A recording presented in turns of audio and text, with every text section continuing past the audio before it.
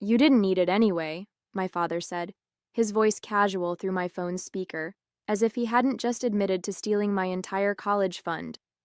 Besides, what's done is done. No point getting upset about it now.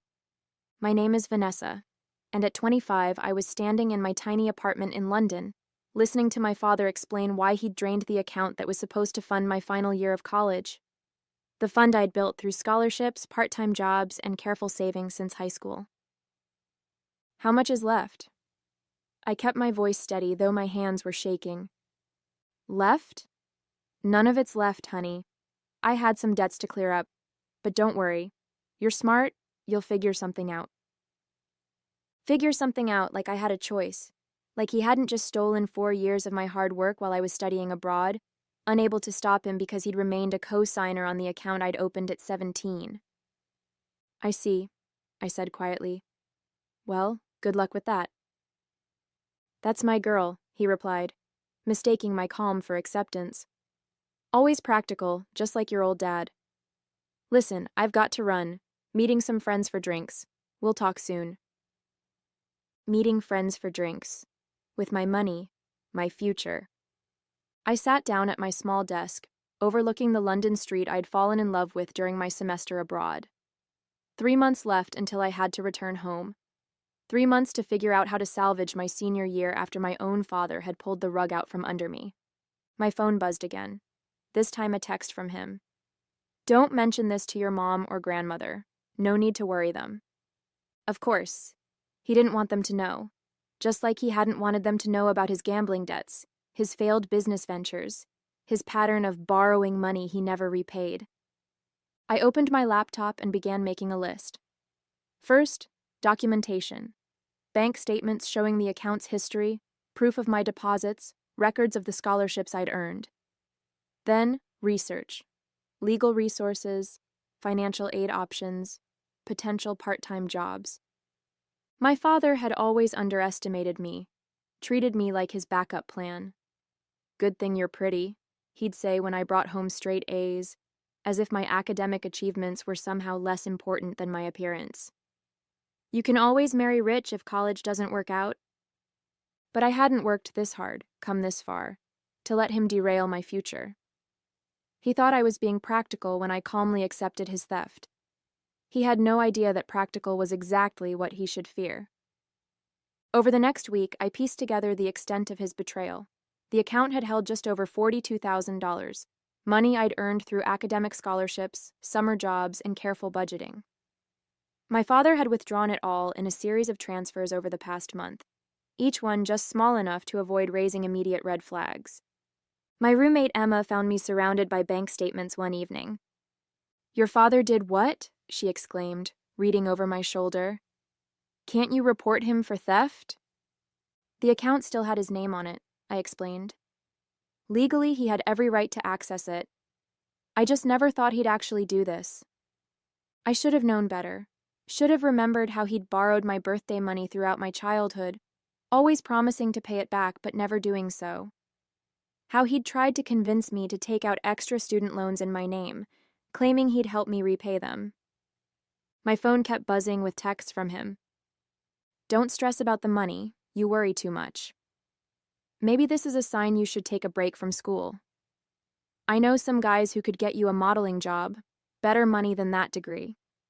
Each message revealed more about how little he valued my education, my independence, my future. To him, I was just another resource to exploit, another safety net for his poor choices. I started making calls to my university's financial aid office, to legal aid services, to my grandmother who'd always supported my academic dreams. I didn't tell them everything yet, just gathered information, assessed my options. My father's next call came while I was in class. "Hey, princess, quick question. You wouldn't happen to have any other savings accounts, would you? Just wondering since you're always so good with money." The casual entitlement in his voice made my blood boil, but I kept my tone light. "Why do you ask?" "Oh, no reason. Just thinking about your future. You know how dads are." Thinking about my future. Like he had when he drained my college fund. Like he had when he'd tried to discourage me from studying abroad, claiming I was running away from family obligations. Sorry, Dad, in class now. Talk later. I hung up and opened my laptop, adding another item to my growing list. Close any remaining accounts he might know about. Transfer everything to new accounts at a different bank. That evening, I received an email from my grandmother. Called your father today. He seemed nervous when I asked about your college fund. Is everything okay? I smiled, imagining his discomfort. He'd always been afraid of my grandmother, the only person who'd ever successfully held him accountable. Can we talk? I wrote back. There's something you should know. My grandmother's response was immediate and fierce. After hearing the full story, she called an emergency family meeting, without my father present. That man, she fumed over our video call, my mother and aunt sitting beside her, has gone too far this time. Stealing from his own daughter? I watched their faces as I shared the bank statements, the text messages, the casual way he'd dismissed my future. My mother's hands trembled as she read his messages. I had no idea, she whispered. He told me you decided to take a break from school, that you were thinking about moving back home. Of course he had. My father had always been skilled at spinning narratives that suited his needs. How many times had he reinterpreted my achievements to make them about him? How often had he taken credit for my success while secretly undermining it? I've been documenting everything, I told them. Every withdrawal, every message, every call. I'm not letting him get away with this. My aunt, a lawyer, leaned forward. The account issue is tricky since he was a co-signer, but there might be other angles we can pursue. Has he made any promises in writing about repaying the money? I pulled up more screenshots.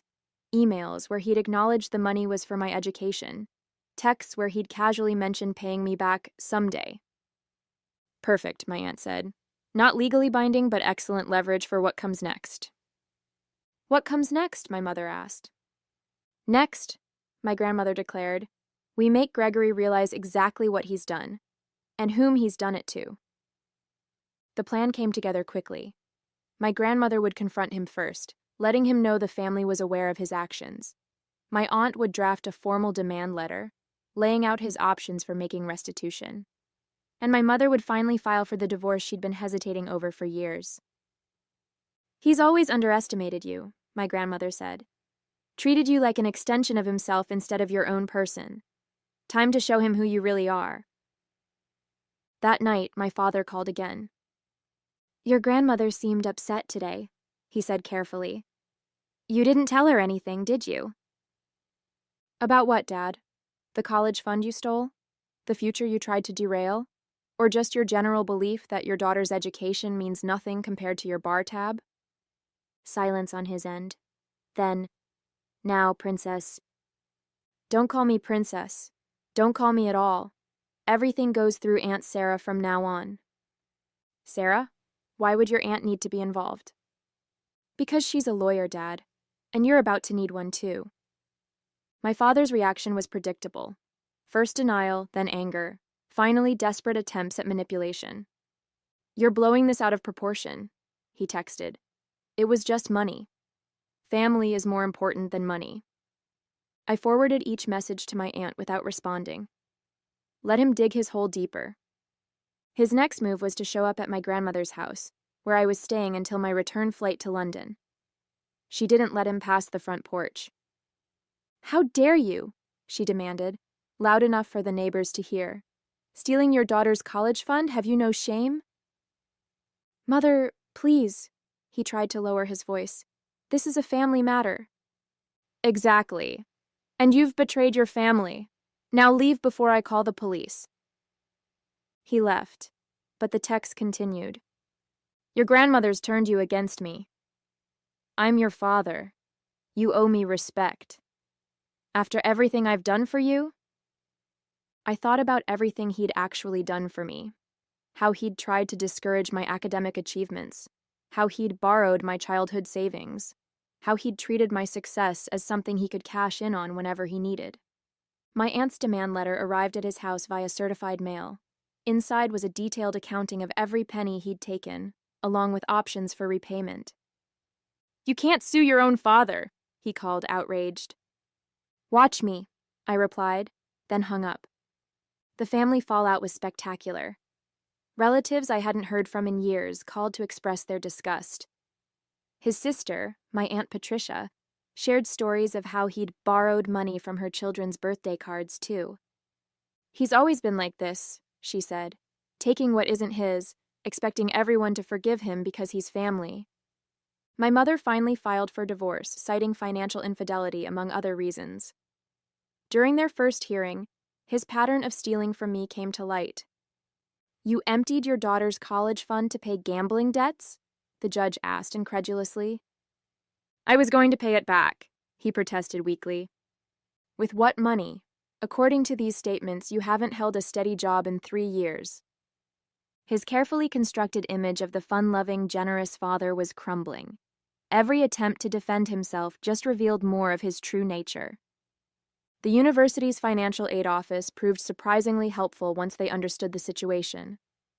They helped me secure emergency funding and worked out a payment plan for my final year. My grandmother insisted on covering what she could, though I was hesitant to accept. Unlike your father, she said firmly, I understand the value of education and of keeping promises. My father's response to the demand letter was to claim poverty, insisting he had no way to repay what he'd stolen. Then my aunt discovered his new car purchase, the vacation photos he'd posted on social media, the country club membership he somehow still maintained. He's not broke, she explained. He's just good at hiding assets, but not good enough. His text messages grew increasingly desperate. You're ruining my life. My own daughter turning against me like this. I raised you better than this. Each message showed more of his true colors. The loving father act dropped away, revealing the manipulator beneath. The final straw came when he tried to turn my younger cousins against me, telling them I was trying to bankrupt him out of spite. Instead, they shared screenshots of his messages, adding to my growing file of evidence. Remember when Uncle Greg told us our college funds were safe with him? My cousin Jake wrote. Guess we know what that meant. My aunt helped them secure their own accounts before he could strike again. His pattern of financial abuse was finally being exposed, one family member at a time. During my mother's divorce proceedings, more revelations surfaced. He'd been hiding money for years, taking out loans in her name, even trying to remortgage their house without her knowledge. He's been treating the whole family like his personal ATM, my mother realized, and we all just kept making excuses for him. My grandmother arranged a family meeting, again without him present. Relatives shared stories of loans never repaid, promises broken, trust betrayed. Each story strengthened our resolve to hold him accountable. He's always counted on family loyalty to shield him from consequences, my aunt observed. Time to show him that loyalty goes both ways. The consequences hit my father like dominoes falling. First, my mother's divorce attorney uncovered his hidden accounts, leading to a much larger settlement than he'd anticipated.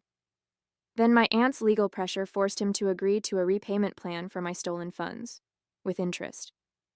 His careful facade of the generous, fun-loving dad crumbled completely when the family learned he'd been borrowing money from elderly relatives, promising returns on investments that never materialized. A regular Ponzi scheme, my aunt muttered, adding these discoveries to her growing file. His text messages shifted from angry to pleading. I'm still your father. We can work this out. Everyone makes mistakes. Why can't you forgive me? What will people think of you, treating your dad this way? I thought about all the times he'd used guilt to control me, how he'd twisted every situation to make himself the victim. Not anymore. Through my grandmother's connections, I secured a part-time job that allowed me to complete my degree while working. My professors, understanding my situation, helped me arrange a flexible schedule. Every small victory felt like a step further from his influence. The family's support surprised me. Cousins shared their own stories of his financial manipulation. Aunts and uncles who'd once enabled his behavior now stood firmly against him. Even distant relatives reached out to offer encouragement. Your father called, my grandmother told me one evening, trying to convince me to talk you out of the repayment plan. Said it was destroying the family. What did you tell him? That he destroyed it himself when he stole from his own daughter. His last attempt at manipulation was to show up at my graduation, uninvited, unwelcome, but determined to play the role of proud father. That's my girl, he announced loudly to anyone who would listen. Gets her business sense from me. My Aunt Sarah had him escorted out before the ceremony began. Your success belongs to you, she told me afterward. He doesn't get to claim credit for what he tried to prevent. A year after the confrontation over my stolen college fund, my father's carefully constructed world had completely unraveled. The divorce had exposed his financial schemes to everyone. Former friends who'd invested in his business ventures were demanding answers. Relatives he'd borrowed from were taking legal action. My graduation party, hosted by my grandmother, became a celebration not just of my academic achievement, but of my independence. Friends and family gathered to support me, many of them sharing their own stories of standing up to manipulative parents.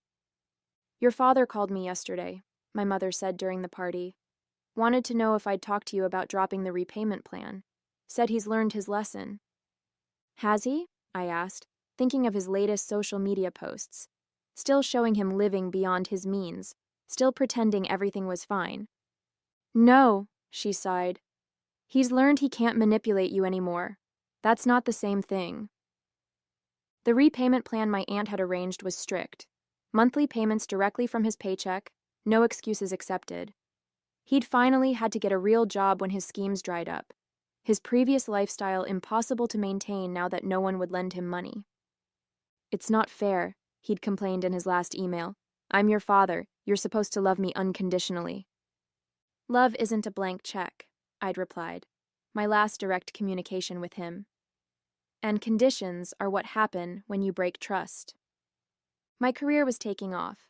I'd secured a position with a top firm in London, my degree and determination opening doors I'd once thought closed.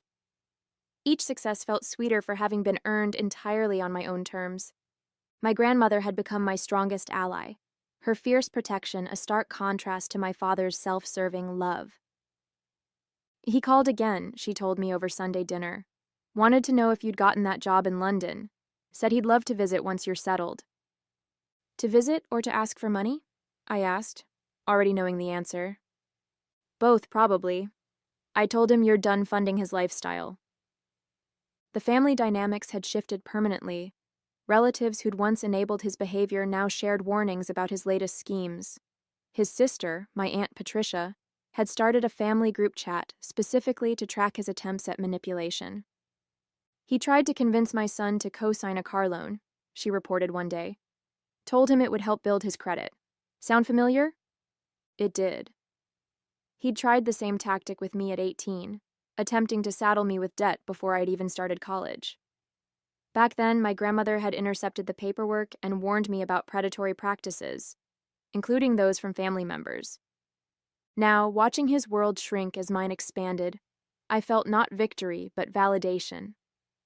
Every payment he made, forced by legal pressure rather than paternal responsibility, proved what I'd always known. He was capable of doing the right thing. He just never thought he had to. My success had become a form of protection. The more I achieved, the less power he had to affect my future. The degree he'd tried to derail now hung on my wall, each accomplishment a reminder that his greatest mistake wasn't stealing my money. It was underestimating my resolve. My return to London marked a new chapter. The firm had offered me not just a job but a future I'd built despite my father's attempts to derail it. My small flat in the city became a symbol of independence, paid for with my own money, decorated with my own taste, free from any influence he might try to claim. His attempts to maintain contact became increasingly transparent. First came the birthday card, the first he'd sent in years, with a carefully crafted message about how proud he was of our achievements. Did you see how he signed it? My mother asked over the phone. Love, Dad, your biggest supporter. The audacity of that man. Then came the social media posts, tagging me in old family photos with captions about how he'd always encouraged my dreams. Each post carefully curated to paint himself as the devoted father who'd sacrificed everything for his daughter's success. My Aunt Sarah helped me draft a cease and desist letter when the posts escalated to claims about his investment in my education. "He's trying to rewrite history," she explained. "Make sure there's a paper trail proving otherwise." His response was predictable. More attempts at manipulation, more claims of family loyalty, more hints about his financial struggles. But his words had lost their power to hurt me. Through family gossip, I heard about his latest schemes. He'd started telling people he had connections in London, suggesting he could help their children find opportunities abroad. Each attempt to profit from my success backfired when they contacted me to verify his claims. "Your father says you're hiring at your firm," one family friend wrote. "He offered to put in a good word for my daughter, for a small consulting fee, of course." I wrote back explaining that my father had no connection to my firm, no influence over hiring, and no right to charge fees for false promises. Each response felt like another brick in the wall between his lies and my truth. My grandmother visited me in London, her first trip abroad at 70. Seeing my life through her eyes, the career I'd built, the home I'd made, the future I'd secured, brought everything full circle. "You know what makes me proudest?" she said over dinner at my favorite local pub. "Not just what you've achieved, but how you achieved it. You didn't let him turn you bitter. You just got stronger." That evening, I received another text from him. "Heard Mom's visiting. The flat must be cramped. I know some great hotels, if you need help with the expense." I showed my grandmother the message, and we both laughed. The same old tactics, transparent as glass now that I saw them clearly. "Should I respond?" I asked, though I already knew the answer. "Darling," she said, raising her glass, "your success is all the response he needs." 2 years after the confrontation over my stolen college fund, my father's repayment plan was still in force, each monthly payment a reminder of his accountability. He'd tried various schemes to reduce or delay the payments, but my aunt's legal oversight remained firm. During a family gathering back home, my cousin Jake shared his own victory. He'd graduated debt-free, his college fund secured in an account my father couldn't access. "You know what Uncle Greg said when I told him?" Jake laughed. "That I should thank you for overreacting about your fund. Said your dramatic response helped him learn an important lesson." "Did he learn, though?" I asked, thinking of his latest attempts to convince relatives to invest in his new business venture. "He learned not to target family members who have good lawyers," my Aunt Sarah interjected. "That's about it." My career continued to flourish. The firm had promoted me to senior position, my reputation built on the same attention to detail and determination that had helped me overcome my father's betrayal. His Christmas card arrived at my London flat, thick with forced cheerfulness and hints about his financial struggles. Inside, he'd written, "Still paying for one mistake.